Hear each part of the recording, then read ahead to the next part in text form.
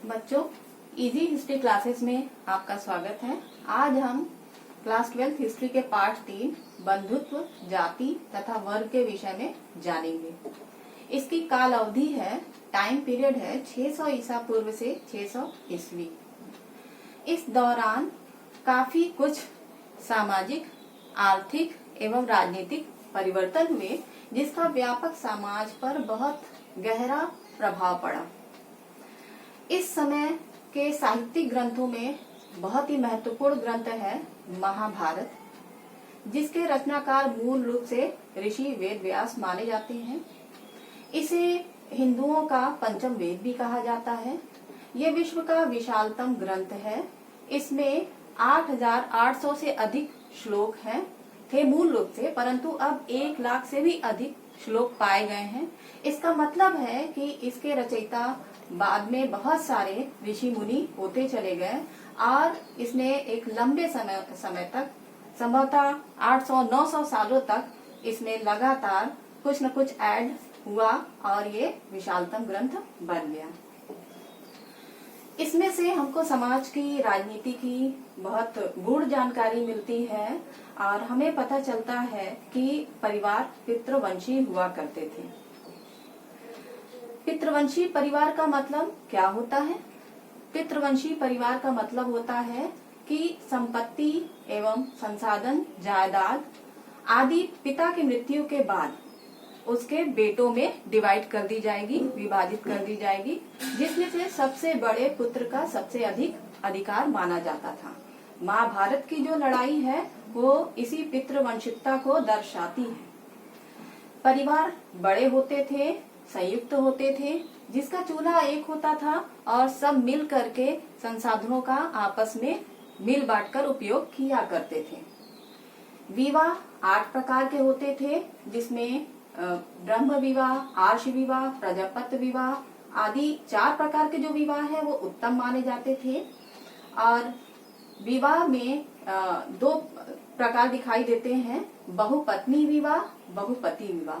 बहुपत्नी विवाह अधिकांश धनाढ्य एवं राजनीतिक परिवारों में दिखाई देता है, जैसे सातवाहनों की बहुत सारी पत्नियां थीं।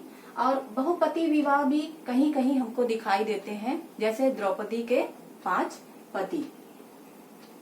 विवाह में एक महत्वपूर्ण बिंदु था गोत्र विवाह।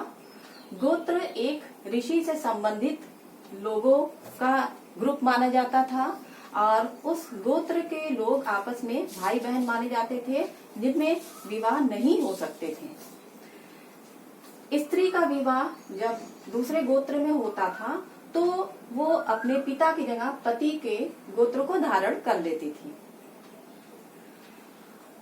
प्राचीन भारतीय समाज की महत्वपूर्ण विशेषता वर्ण व्यवस्था भी है। वर्ण व्यवस्था आज भी समाज को प्रभावित कर रही है। वर्ण व्यवस्था में सर्वोच्च स्थान ब्राह्मणों का था, जिनका मुख्य कार्य अध्ययन, अध्यापन, यज्ञ कराना एवं दान दक्षिणा लेना होता था। दूसरा स्थान क्षत्रिय वर्ण का था, जिनका मुख्य कार्य शासन कार्य करना, युद्ध करना, जनता को सुरक्षा देना और कभी कभी न्याय करना भी होता था।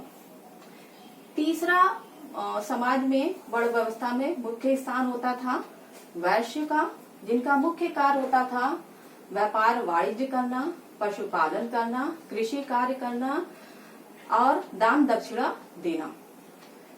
चौथे नंबर पर थे शूद्र वर्ण, जिसका कार्य था उपरोक्त तीनों वर्णों की सेवा करना। वर्णीय नियमों का पालन करने के लिए ब्राह्मणों ने कुछ नीतियां भी प्रतिपादित की थी, जिसमें से प्रमुख था कि वर्ण व्यवस्था दैवी है और ये भगवान द्वारा बनाई गई है। इस तरह से वो समाज को नियंत्रित करने का प्रयास करते थे एवं हमेशा प्रेरित करते थे कि शासक वर्ग वर्ण व्यवस्था को बनाए रखेगा। परंतु क्या हमेशा क्षत्रिय ही राजा हुआ करते थे?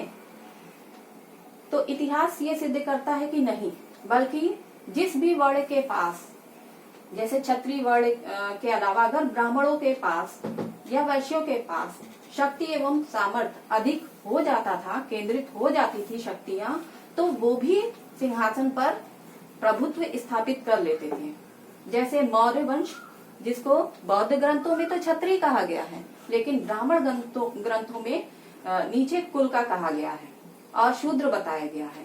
परंतु उन्होंने भारत में एक मजबूत शक्ति की स्थापना की थी। शुंग एवं कण्व एवं सातवाहन वंश भी वर्ण व्यवस्था के बाहर ब्राह्मण होते हुए भी शक्ति को प्राप्त करके राज सिंहासन हासिल करने के प्रमुख उदाहरण है। वर्ण व्यवस्था के अलावा जातियां भी हमें देखने को मिलती हैं, और जो वर्ण व्यवस्था के बाहर हुआ करते थे उनके कर्मानुसार बहुत सारी जातियां बनती चली गई थी, जिसमें निषाद एवं स्वर्णकार आदि हैं। इसके अलावा जंगलों में रहने वाली भी बहुत सारी जनजातियां थीं, और एक जातियों के बाहर, वर्णों के बाहर अस्पृश्य जाति का भी वजूद हमको देखने में मिलता है।